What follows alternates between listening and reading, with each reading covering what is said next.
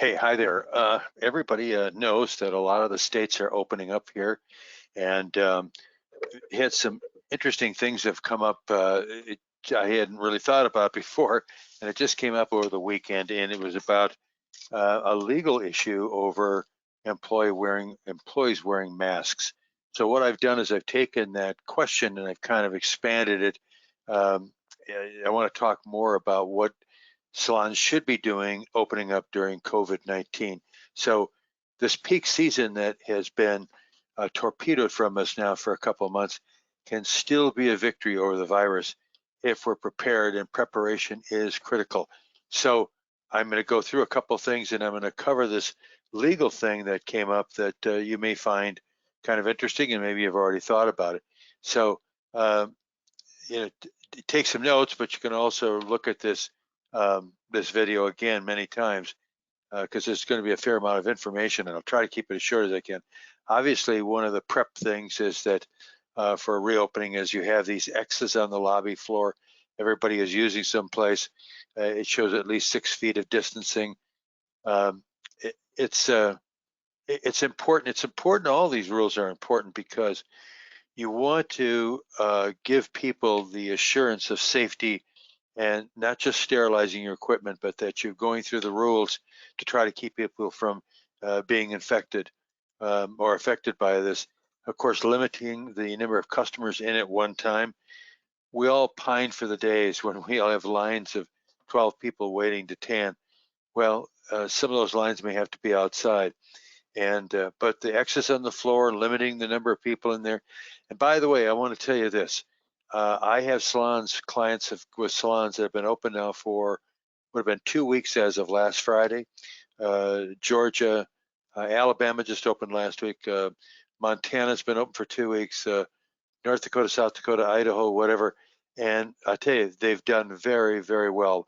British Columbia, you Canucks are really knocking it out of the park. Now, they're not supposed to be doing it real publicly. I'm talking about a couple that are in a place where the provinces aren't watching them as carefully. But I think the important thing about all of this and reopening is that I'm very positive. I'm very optimistic of that we're going to finally get back to work here, and tanners want us, and they're coming in. So I think we're going to end up with you. If you can get open in May, you'll end up with a decent May. But I think everybody is going to be back open in June. Let's hope. I think June is going to be one of the better Junes we've ever had because we've got this pent-up consumerism. But anyway, so you may have to limit customers as they come into the store. Kind of a nice problem to have in a way. All right, so other things. Employees and customers must wear masks. And that's definitely, um, and using sterilization procedures. I would absolutely publish them. I'd put them on your Facebook, Instagram. I would put them in emails, whatever. Let your customers know what your procedures for sterilization are. People are pent up for getting out and going to restaurants and having their nails done and having a tan or whatever. And they're very enthusiastic about that. But they may be still a little leery about the safety of doing this. So you should publish your procedures for sterilization. And I would put a flyer on every piece of tanning equipment. Nice, pretty flyer with your logo on it, whatever. You don't make it look like a warning. You're advising the customer that we take safety and sterilization safety here at such and such a tan, and you've got this right there by the bed so they can see. We need to reinforce that all the time. Okay, now gloves for employees. Definitely need some gloves. It's the handling of a customer's credit card, unless, of course, you have a situation where you've got a plastic counter shield coming down and you've got the credit card holder out there where they can just put the credit card in there and an employee doesn't have to touch it. But, wearing gloves, even if you don't think that it's necessary, I think from a PR point of view, I think it looks good because it just, again, reinforces to the customer that you're taking the safety very seriously. And it definitely, as people are coming in, exaggerate the customer safety along with the warmth of the welcome in your salon. welcome back. It's like that show back in the 70s, Welcome Back, Kotter. There's a song that went about, oh, welcome back. Anyway, it's a good thing. We got to get our employees to realize that those people coming in the door to TAN, they are the reason that the employees have a job. And so the welcoming has got to be real and sincere, and it's got to be warm. We've got to let the customer know that we're glad they survived this terrible pandemic, and we love to have them back. Okay, so here's the thing, though, that's interesting. COVID-19, can you legally enforce employees to wear masks? Now, masks, again, is part of that aura of safety, that you're taking it seriously. Employees should wear masks, and I don't think that there's a single state or province um, or American protectorate, if you will, that is not going to insist on us wearing masks. And you should. You need to protect your reopen business from employee attempts at ridiculous lawsuits. Now, I'm bringing this up for a specific reason because over the weekend, a major chain, major client of mine, said that they may be having some problems with employees saying that they did not want to wear masks. Um, so let me go through this. All right, what can you enforce with COVID-19 rules? What are the most critical rules in reopening in 2020? Okay, so let's talk about masks. What do you do if an employee claims she has PTSD from this thing that we've all lived through, that she's post-traumatic stress syndrome disorder, rather, that she claims that, and because of that, or she has some other health issue, she can't use a mask. Now, this, like I said, came up over the weekend, and here's my answer to it. And if you look over there to the right, you see a copy of one of my books. It's in the vault. If you haven't joined the vault, really, you're crazy because there's so much in there. 20,000 pages of guidance on salons and how to make them more profitable, and there's 60 webinars, and there's graphics for email. I mean, it's on and on. And there's free books for download. This is one of them, The Burning Issues of Employment Law. Now, going back a number of years ago, a real number of years ago, like 50 years ago, I had to make a decision between getting an MBA or going on doing my Juris Doctor and becoming a lawyer. So in my MBA, I have a lot of background in employment law.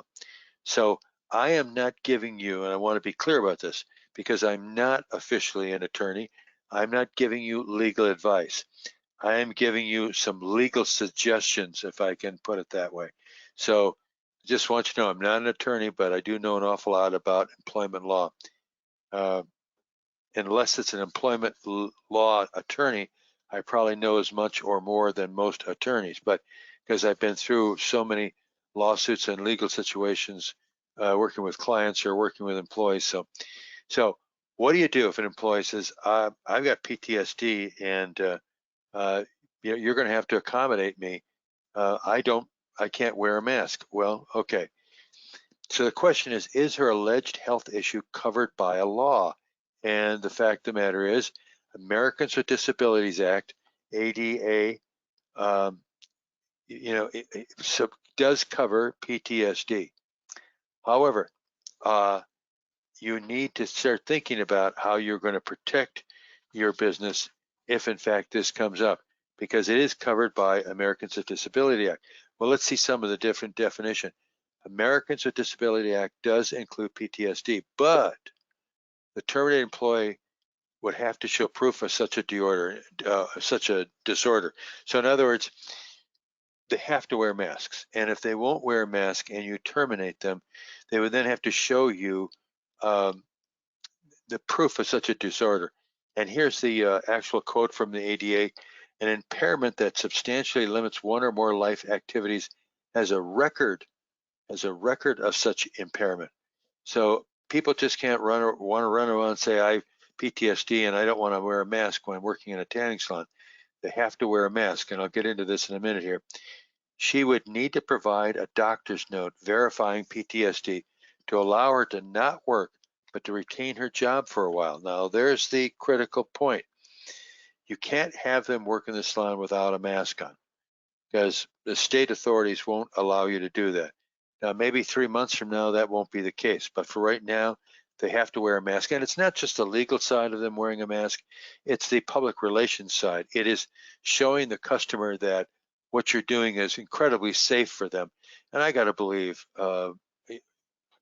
customers now, it's the paradigm now. Everybody wears masks. My wife and I, we went to Costco the other day, and I think I saw in the hour that we're there, I think one person not wearing a mask. And I believe the Costco management went up and talked to that lady, I think gave her a mask or whatever. We were wearing our masks, and yes, masks are, I guess they're a pain in the neck, but getting COVID-19 and being serious from it is a bigger pain in the neck. Okay, so she would need to provide a note from the doctor. Now, once she provides that note, that doesn't mean that she can go to work, because states are mandating it that you have to wear a mask, but it would allow her to come back. She could stop working. She could be temporarily terminated. You wouldn't have to pay her, but she could come back at a future time. It's kind of crazy. If you're able to work in a salon after this pandemic, you would think that you're able to handle wearing a mask. So when people talk to me about their employees, that they're too traumatized to wear a mask, well, they're probably too traumatized then to work in a public setting where people are coming in the door wearing masks and this whole aura of possible COVID-19. So I don't, but I want to protect you here. So this is why I'm going through this. Okay, so she comes in with a note, but that does not mean that she can work without a mask. And we have to be really insistent on that. Now, it's a simple way to protect yourself. It's simple. It's directed by most states that employees are required to follow social distancing guidelines and wear masks. Although you as an employer may empathize with their issue, you can't put other employees and customers at risk by allowing a worker not wearing a mask. So don't get sucked into that where you can make an exception for one employee. That's not good from a health or PR point of view, and it may not be good also from a legal point of view. If you allow one employee to not wear a mask and somehow somebody gets COVID-19 in your salon, it may have nothing to do with the person that's not wearing the mask, but that person not wearing the mask, if they're the ones that get COVID-19 or somebody else gets the COVID-19, they'll say, oh, it's because you allowed this person to be in there without a mask. So question is, how do I prevent silly lawsuits by refusing someone to work due to PTSD type of medical issue? Okay, so here's how you're going to do it. Handbooks. Time to update your handbook. I can absolutely be 100% certain that nobody has in their handbook a section that deals with policy related to pandemic. Who would? I've done well over 300 handbooks over the years for clients, and I know that they don't have it. And there's other things in there too that they don't have, and I'll get to that in just a minute. But now, if you don't have a handbook, you're really setting yourself up for trouble in general. Talk about that in just a second here. Okay, so now you're thinking, well, I've got a handbook, John. Do I need to put in there about how we handle pandemics at the salon level, social distancing, masks, gloves, whatever? Do I need to reprint my handbook? No. What you would do is you reprint your handbook with a section on pandemics. There's no need to reprint your handbook with a section on pandemics. But what you would do is you would print out a brief policy on the requirements of working in a salon during a pandemic on a separate sheet of paper. It's an addendum that you're going to put into the handbook that calls for a signature by each individual employee that acknowledges their understanding and agreement of what is required, including masks. Okay, you do this, and then they have to sign it and date it, and then you put it in your file so that they've acknowledged that this is a new policy that's being added. So you don't have to reprint your whole handbook or whatever. Now, if you don't know how to do that, I'll talk to you that in a second. But when you do that, then masks become a requirement like any other requirement of working at your salon, such as, and as long as we're talking about handbooks, dress code. Do you have dress code in the handbook? You probably do, but you may not have appearance code in there. An appearance code, a dress code is what to wear, top, bottom, maybe shoes or whatever. Appearance code is makeup, hair, color. They have to have some color. You can't tell them to sell something where people are augmenting their skin pigmentation if they don't look like they have some color. And that also in the dress or the appearance code would deal with an overuse of body piercings and visible tattoos. It's all got to be in there. If the day comes that somebody has got the map of Mississippi going down one leg and it's visible to the customers, and you're telling them they're going to have to cover it and they don't want to, and you have to terminate them, have it in your handbook that this is part of your appearance code. Another part that usually is not in a handbook is third-party sexual harassment. I can guarantee you that 95% of the handbooks in the industry out there don't have third-party sexual harassment in them, unless, of course, we did your handbook for you. Third party is a customer or a service vendor coming in and harassing one of your employees, and there needs to be guidance in there on how that employee handles that threat. Okay, but the most important thing that we're talking about today is how to handle pandemics. And a lot of you are going to be opening. You may be opening this week. You may be opening up next week, June 1st. I hope you're all opening up sooner than than later. Okay, and if you don't have a handbook, you need one. You need one to cover your butt, or CYA as they say. Now, we just we do handbooks. We do everything but help you change your acrylics. I think that's maybe the best way to say it. I don't go out and change acrylics. I've done it, but and I don't change lamps. But when it comes to marketing and HR, legal stuff like this, and again, I want to say that go back up here. The yeah, I just love it when the PowerPoint's not working. Okay, the burning issues of employment. You see this here in burning issues of employment law. I wrote that years ago. It was updated about 2 years ago. My co-author was an employment attorney. So what's in there is all legal stuff, all the litigation, things that you should be following. And people, it's free. It doesn't cost you anything. And I think it's about 70, 80 pages long, and it's in the vault. The vault is super cheap. The vault is, the cost to you for the vault is about $1.20 a day. You can get in there, and there's so much industry information in there that we've developed. I've now dealt with 511 individual tanning salon companies. Actually, let me correct that. I think it's now officially, as of Friday, 512. And you can go there. You can see the address to get to it, to sign up for the vault. I guess the bigger picture is also if you need work on anything from HR to marketing or whatever. Now you see that book there, The Game Changer. That's another free book. That's my last book I wrote. It's on motivating employees. You can get that in the vault as well. And here is one statement I want to make, and I've said it to many people when they call me.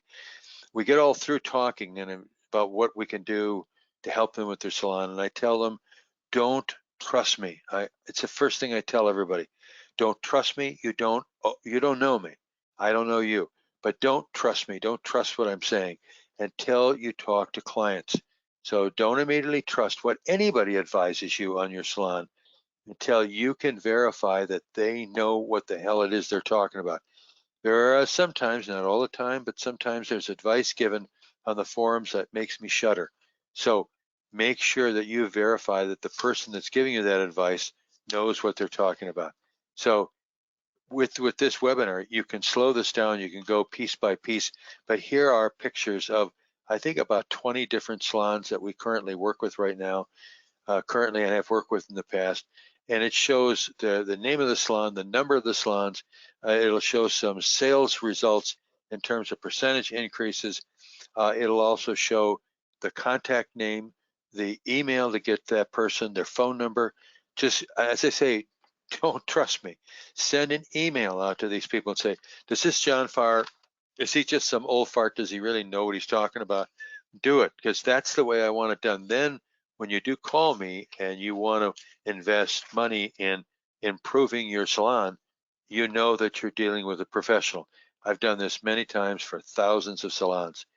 And see there, just page after page, you pick out whoever you want. There's single salons. There's a chain of 22, which is Chili Peppers. There's 4 salons, 5s, 2s, whatever. Pick out whatever you want. And as far as business makeover, this is one of my specialties. I go and do a deep dive on numbers. I love doing it. I love turning salons around, where it's whether your pricing, your EFT design, strategy, marketing. So you know how to get a hold of me. Thank you for listening.